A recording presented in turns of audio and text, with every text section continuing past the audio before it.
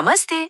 आज की maths class में आप सबका स्वागत है। आज हम एक बहुत ही मजेदार और जरूरी टॉपिक पढ़ने वाले हैं। जी हाँ, आज हम एचसीएफ और एलसीएम की जो पहेली है ना, उसे मिलकर सुलझाएंगे। हम जानते हैं बहुत से बच्चों को मैथ्स से थोड़ा डर लगता है ना?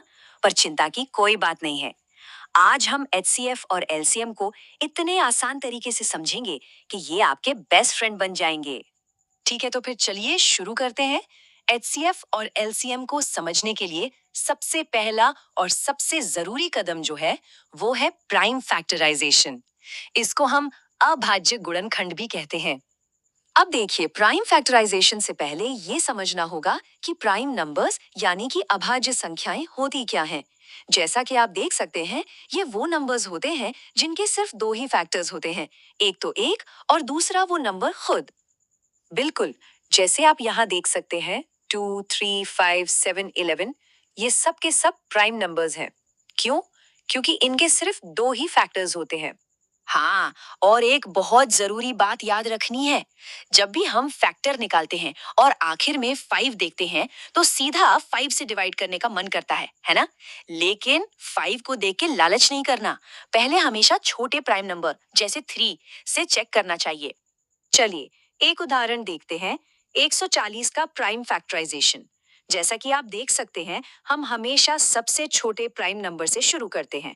तो 140 को 2 से डिवाइड किया तो मिला 70। और 70 को फिर से 2 से डिवाइड करने पर 35 आया। अब 35 3 से तो नहीं जाएगा, तो हम 5 से डिवाइड करेंगे जिससे 7 मिलेगा। बिल्कुल सही। और आखिर में 7 को 7 से डिवाइड करने पर 1 आ जाता है। तो 140 के प्राइम फैक्टर्स हुए 2, 2, 5 और 7। बहुत बढ़िया। अब जब हमें प्राइम फैक्टराइजेशन आ गया है तो एचसीएफ समझना तो बहुत ही आसान है। एचसीएफ का मतलब होता है हाईएस्ट कॉमन फैक्टर। इसमें हमें बस कॉमन मतलब जो दोनों में हो उसे ढूंढना है। मान लीजिए हमें 26 और 91 का एचसीएफ निकालना है। यहाँ देखिए, 26 के फैक्टर्स हैं 2 और 13 और 91 के फैक्टर्स हैं 7 और 13। अब जरा ध्यान से देखकर बताइए, इन दोनों में कॉमन फैक्टर कौन सा है? 13। बिल्कुल, जो दोनों में है वही तो एचसीएफ है। तो यहाँ हमारा एचसीएफ हो गया 13। देखा कितना आसान है। एकदम सही। अब एचसीएफ के बाद बारी आती है एलसीएम की। एलसीएम का मतलब है लीस्ट कॉमन मल्टीपल। इसमें भी कॉमन का रोल है, पर थोड़ा अलग तरीके से। हाँ, और इसे याद रखने का एक मजेदार तरीका है। केक कटेगा, सब में बटेगा। इसका मतलब है एलसीएम निकालने के लिए हम पहले कॉमन फैक्टर को लेते हैं और फिर जो भी बचे हुए फैक्टर्स है ना, उन सबको भी ले लेते हैं। किसी को भी छोड़ना नहीं है। तो चलिए 26 और 91 का एलसीएम निकालते हैं। हमारा कॉमन फैक्टर था 13 और बचे हुए फैक्टर्स थे 2 और 7। जैसा आप यहाँ देख सकते हैं, हम इन सभी को एक साथ गुणा कर देते हैं, यानी 13 गुणा 2 गुणा 7 और हमें मिलता है 182। बस यही हमारा एलसीएम है। बहुत अच्छे। अब तक हमने दो नंबर्स का एचसीएफ और एलसीएम सीखा। चलिए अब एक ऐसा सवाल करते हैं जिसमें 3 नंबर्स हैं, ताकि हमारा पूरा कॉन्सेप्ट एकदम पक्का हो जाए। तैयार हैं? अच्छा सवाल है। हमारे पास नंबर्स हैं 12, 15 और 21। स्क्रीन पर इनके प्राइम फैक्टर्स दिए गए हैं। अब जरा ध्यान से देखिए और बताइए, तीनों में कॉमन क्या है? अरे वाह, तीनों में 3 कॉमन है। तो एचसीएफ हो गया 3। और एलसीएम के लिए क्या करेंगे?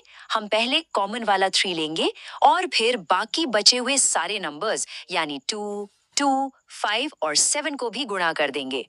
तो हमारा जवाब आ जाएगा 420। देखा?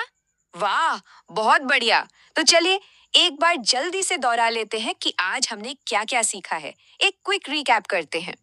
तो सबसे पहले हमने सीखा प्राइम फैक्टराइजेशन, यानी किसी भी नंबर को उसके प्राइम फैक्टर्स में तोड़ना। फिर हमने सीखा एचसीएफ, जो कि दिए गए नंबर्स का सबसे बड़ा कॉमन फैक्टर होता है। और आखिर में हमने सीखा एलसीएम, जो कॉमन फैक्टर्स और बचे हुए सभी फैक्टर्स का गुणा होता है। तो अब आप सबके लिए एक छोटा सा सवाल। जरा सोचिए, इन कॉन्सेप्ट्स का इस्तेमाल हम अपनी रोज की जिंदगी में और कहाँ-कहाँ कर सकते हैं? इसके बारे में जरूर सोचना। उम्मीद है आपको आज की क्लास में मजा आया होगा और एचसीएफ और एलसीएम अब आपके लिए काफी आसान हो गए होंगे। हमारे साथ सीखने के लिए धन्यवाद। अगर आप इसी तरीके से आगे भी सीखना चाहते हैं तो हमारे चैनल को लाइक करें, शेयर करें और सब्सक्राइब करें। अगली क्लास में मिलते हैं।